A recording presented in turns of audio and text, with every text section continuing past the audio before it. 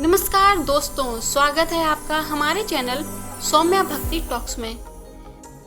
आज हम बात करेंगे ऐसे पर्व की जो हमारी मेहनत, हुनर और लगन को समर्पित है। आज हम बात करेंगे उस दिन की जब हम सभी अपने औजारों और मशीनों की पूजा करते हैं और उन्हें धन्यवाद देते हैं, क्योंकि यही तो हमारी आजीविका का साधन है। जी हाँ, हम बात कर रहे हैं विश्वकर्मा पूजा की। इस वीडियो में हम जानेंगे कि कौन है भगवान विश्वकर्मा, पूजा का शुभ मुहूर्त क्या है और सबसे महत्वपूर्ण पूजा की सही विधि क्या है। तो इस वीडियो में हमारे साथ अंत तक बने रहें। हिंदू धर्म के अनुसार भगवान विश्वकर्मा को देवताओं का शिल्पकार, वास्तुकार और अभियंता माना जाता है। उन्हें सृष्टि के पहले इंजीनियर के रूप में भी जाना जाता है। पौराणिक कथाओं के अनुसार कहा गया है कि भगवान विश्वकर्मा ने ही देवताओं के लिए स्वर्ग के महल, इंद्र का वज्र, भगवान कृष्ण की द्वारका नगरी और यहाँ तक कि रावण की सोने की लंका का भी निर्माण किया था। उन्हें केवल निर्माण का देवता ही नहीं बल्कि एक ऐसे आराध्य के रूप में भी पूजा जाता है जो हमारे काम में सफलता और उन्नति प्रदान करते हैं। विश्वकर्मा पूजा हर साल कन्या संक्रांति के दिन मनाई जाती है, जब सूर्य सिंह राशि से कन्या राशि में प्रवेश करता है। ये आमतौर पर 17 सितंबर को होता है। ये दिन इसलिए खास है क्योंकि इस दिन भगवान विश्वकर्मा का जन्म हुआ था।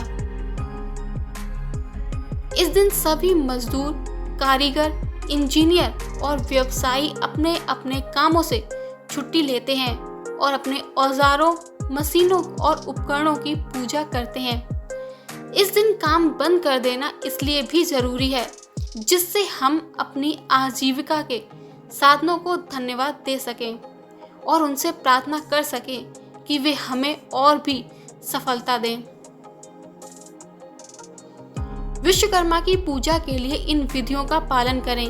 सफाई और सजावट। सबसे पहले अपने औजारों, मशीनों और कार्यस्थल की अच्छी तरह से सफाई करें। उन्हें फूलों की माला, रंगोली और मोमबत्तियों से सजाएं। कलश स्थापना। एक कलश में जल भरकर उस पर आम के पत्ते रखें और ऊपर नारियल रखें। इसे पूजा स्थल के पास स्थापित करें। पूजा सामग्री में चावल, रोली, कुमकुम, हल्दी, फूल, मिठाई, फल और धूप दीप रखें। हाथ में जल और फूल लेकर पूजा का संकल्प लें और भगवान विश्वकर्मा का ध्यान करें। औजारों और मशीनों पर रोली, कुमकुम और हल्दी का तिलक लगाएं। उन पर फूल चढ़ाएं और आरती करें। इस समय आप भगवान विश्वकर्मा के मंत्रों का जाप करें। पूजा के बाद मिठाई और फल का प्रसाद वितरित करें। विश्वकर्मा शब्द का वैदिक और पौराणिक अर्थ। क्या आप जानते हैं विश्वकर्मा का वैदिक और पौराणिक अर्थ क्या है? आइए जानते हैं। जैसा कि आप जानते हैं, ऋग्वेद और यजुर्वेद जैसे प्राचीन ग्रंथों में विश्वकर्मा शब्द अक्सर एक विशेषण के रूप में प्रयुक्त हुआ है। इसका अर्थ होता है वो जो सब कुछ बनाता है या सर्व कर्म कुशल। इन वेदों में ये विशेषण प्रजापति, इंद्र और सूर्य जैसे देवताओं के लिए इस्तेमाल किया गया है, जो उनकी सृजनात्मक या निर्माण करने वाली शक्ति को दर्शाता है। यहाँ विश्वकर्मा किसी विशिष्ट देवता का नाम नहीं बल्कि एक सार्वभौमिक गुण या उपाधि है जो उस परम सत्ता को दिया गया है जिसने इस संसार की रचना की है। इस संदर्भ में ये मानना सही है कि पूर्ण परमात्मा ही विश्व का रचयिता है। पौराणिक संदर्भ में वेदों के बाद के काल में विशेषक पुराणों में विश्वकर्मा एक विशिष्ट देवता के रूप में स्थापित हुए। उन्हें देवी देवताओं का प्रधान वास्तुकार, शिल्पकार और अभियंता माना गया है। इस रूप में उन्हें सभी तरह के औजारों, भवनों और वाहनों का निर्माता माना जाता है। विश्वकर्मा पूजा में हम इसी रूप में उनकी पूजा करते हैं। क्या हम भगवान विश्वकर्मा को विश्व रचयिता कह सकते हैं? कई दार्शनिक परंपराओं में ये माना जाता है कि सृष्टि का अंतिम और एकमात्र रचयिता पूर्ण परमात्मा ही है, जिसे आप ब्रह्मा, प्रजापति या किसी अन्य नाम से भी पुकार सकते हैं। अन्य सभी देवी देवता उस परम सत्ता की शक्तियों के ही विभिन्न रूप हैं। विश्वकर्मा पूजा में हम भगवान विश्वकर्मा को इसलिए पूजते हैं क्योंकि वे परम सत्ता की रचनात्मक और निर्माण करने वाली शक्ति का प्रतिनिधित्व करते हैं। ये पूजा हमें सिखाती है कि हमारे काम, हमारे हुनर और औज़ार औजार में ही ईश्वर का वास है।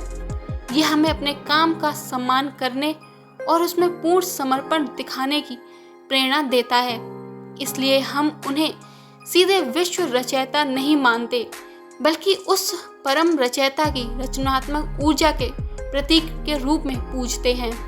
विश्वकर्मा पूजा वर्ष में कई बार मनाई जाने वाली विश्वकर्मा पूजा है। भगवान विश्वकर्मा की पूजा सिर्फ एक दिन नहीं, बल्कि कई अलग अलग तिथियों पर भी मनाई जाती है। ये उनकी महिमा को और भी बढ़ाती है। जैसे भाद्रपद शुक्ल प्रतिपदा, जैसा कि आप जानते हैं, इस तिथि का विशेष उल्लेख महाभारत में मिलता है।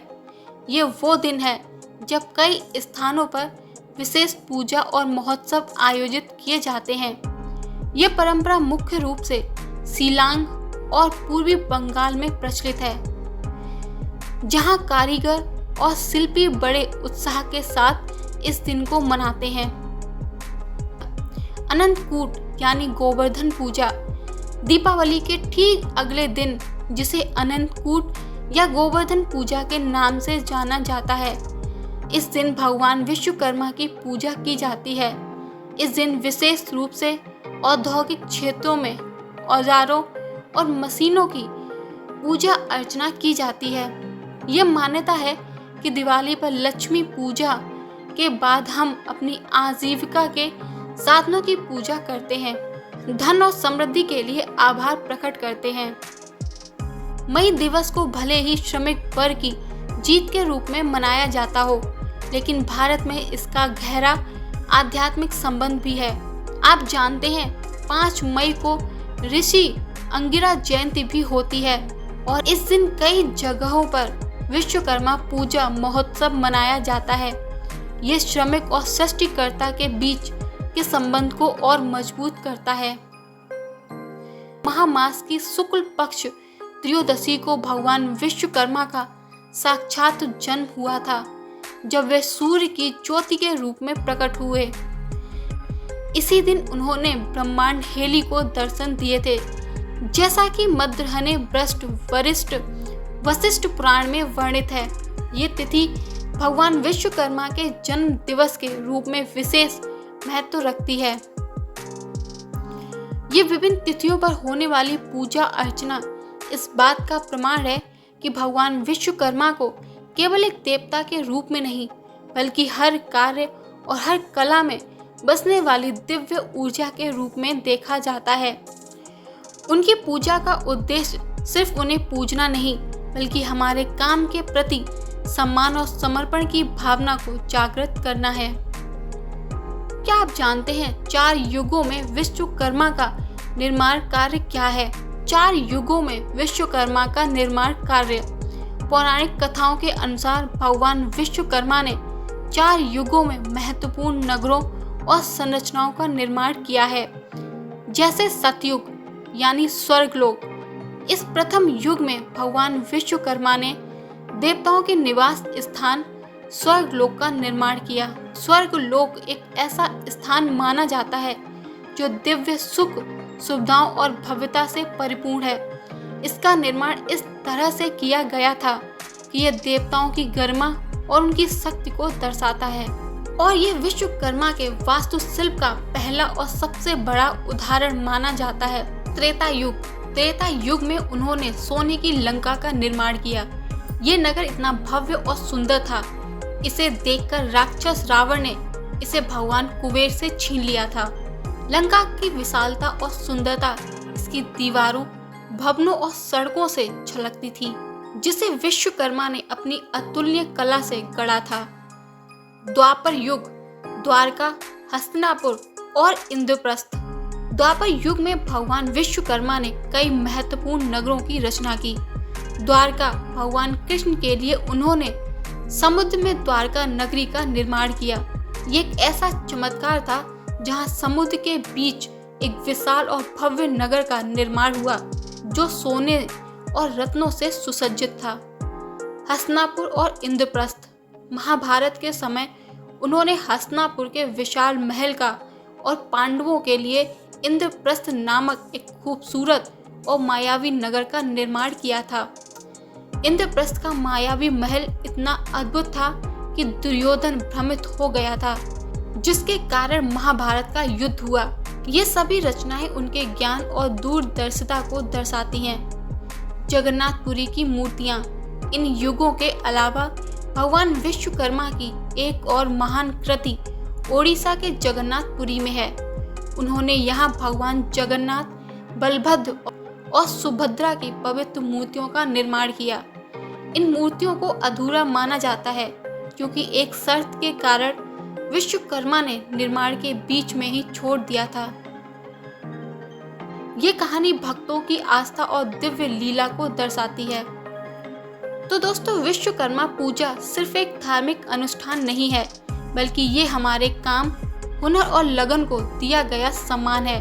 ये पर्व हमें याद दिलाता है कि हमारे हाथ में जो भी औजार या साधन है वे सिर्फ निर्जीव वस्तुएं नहीं, बल्कि हमारी आजीविका और सफलता का आधार हैं। जब हम इन औजारों की पूजा करते हैं तो हम वास्तव में उन दिव्य शक्तियों को धन्यवाद देते हैं जो हमें काम करने की क्षमता देती है।